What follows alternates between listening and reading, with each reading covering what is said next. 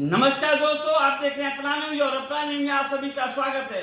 अभी मेरी मौजूदगी मऊ जिले और मऊ जिले के अंतर्गत में नंदौर है और नंदौर के जस्ट बगल में बेला गदान पट्टी गांव है और वहां के एक प्रधान है। मैं उनसे जानने का प्रयास करूंगा कि अपने क्षेत्र में क्या क्या कार्य कराए हैं और मैं सबसे पहले उनसे परिचय कराना चाहता हूँ। सबसे पहले आपका परिचय हो जाए सर।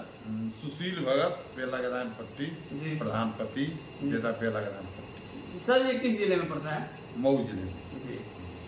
मधुबन तहसील, थाना मधुबन, तहसील मधुबन। लोग जो पुरस्कार पाए लखनऊ में सनी प्रधान थे, इसके लिए आप क्या कहना चाहते हैं? इसके लिए तो अच्छी चीज है वो जो पुरस्कार पाए।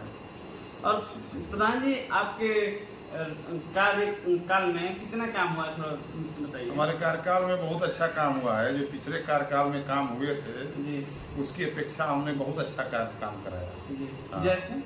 जैसे पिछले कार्यकाल में केवल एक आरसीसी हुई थी, हमने 4-5 इंटरलॉकिंग कराया।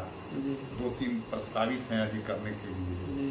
कायाकल्प हुआ प्राइमरी विद्यालय का, पंचायत भवन का कायाकल्प हुआ, हार्वेस्टिंग का काम हुआ और छोटी गांव सभा, इसमें धन कम आता है। इसके अलावा हमने नरेगा से बहुत सारे पक्के काम कराए। जैसे शौचालय कितना आया था? जैसे शौचालय हमारे यहाँ था तो मैक्सिमम शौचालय की हम काउंटिंग तो अभी नहीं किए हैं, लेकिन अधिकतम शौचालय हम लोगों को दिलवाया। जो लोग बच्चे खुचे लोग हैं। कितने आए थे शौचालय? अब शौचालय के बारे में तो पूरे काउंटिंग लमसम करीब 50-60 शौचालय आए थे। तो जिसमें लोगों को हुआ और उसके बाद भी जिसे उसके होने के बाद जो लोग अलग हो गए, जैसे एक पिता के 3 लड़के थे तो पहले एक शौचालय मिला था और उनके 2 लड़के और हैं जो अलग रह रहे हैं, तो फिर उनके बारे में प्रयास हो रहा है कि उनको भी एक शौचालय मिल जाए। उनको आवश्यकता। आवास के बारे में मैं जानने का प्रयास करूँ। आवास का हमने विकलांग आवास दिलवाया। जो भी विकलांग थे हमारे गांव में सबको आवास दिलवाया। कितने आवास आए थे? आवास करीब 4-5 विकलांग आवास आए जो बन भी चुके हैं। एक आध बाकी है जो निर्माणाधीन है और एक विधवा आवास भी है, वो अभी अब बनने की स्थिति में है, अभी शुरू होने वाला है। और सामान्य आवास का सर्वे हो चुका है। अब फिर उसकी देखिए कब उसकी प्रक्रिया चलती है। इससे आगे आने वाले समय में करीब 40-50 आवास का, 50 के लगभग आवास का सर्वे हमने कराया है और हम चाहेंगे कि वो सभी सर्वे कंप्लीट होकर लोगों को मिल सके। इससे लोगों की मूलभूत आवश्यकताएँ, जो मकान की आवश्यकताएँ हैं, जो आवास की आवश्यकताएँ हैं, उनको अधिक से अधिक पूरी हो सके। मेरा लास्ट सवाल ये होगा प्रधान जी, अभी कितने तक काम हो गए हैं, कितने % काम हो गए हैं आपके क्षेत्र में?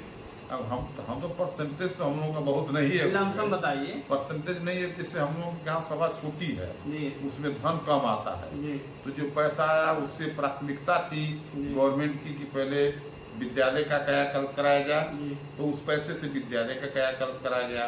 फिर प्राथमिकता उसकी हुई कि जो पंचायत भवन है उनका कायाकल्प कराया जाए, तो हमने पंचायत भवन का कायाकल्प कराया और पंचायत भवन और विद्यालय का दोनों का कायाकल्प हो चुका है। अब जो धन बचेगा उससे जो नाली वगैरह होगी उसका करवाएंगे। उसी में हार्वेस्टिंग का कार्य हुआ पंचायत भवन में और विद्यालय में, दोनों में हार्वेस्टिंग बनी, इसका काम हुआ है, वो हो गया है।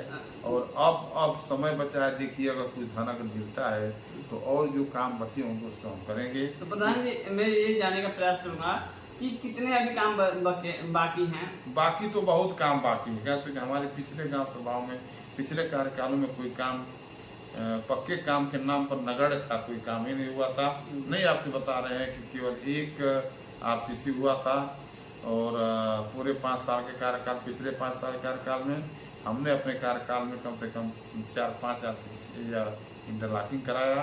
2-3 इंटरलॉकिंग प्रस्तावित हैं। देखिए क्या स्थिति बनती है, अगर बन जाएगी तो अभी हो जाएगी। नाली का समस्या यहाँ पे हो गया है या बाकी है? नाली तो लगभग हमने बनवा दिया है। हमारे यहाँ जो नाली की समस्या थी उसको हमने ठीक करा दिया है। और जिससे हमारा गांव कई पूर्वों में, छोटे छोटे पूर्वों में, टोलों में बटा हुआ है, तो एक आध टोलों में नाली वाली बनाना है उसको, लेकिन जो नाली की मुख्य समस्या थी जहाँ बड़ी गंदगी थी उसको हमने, जिस हरिजन बस्ती में था, मुस्लिम बस्ती में था, इसमें नाली को हमने बहुत ठीक करा दिया और अब कहीं भी बरसात के दिनों में गंदगी नहीं होती।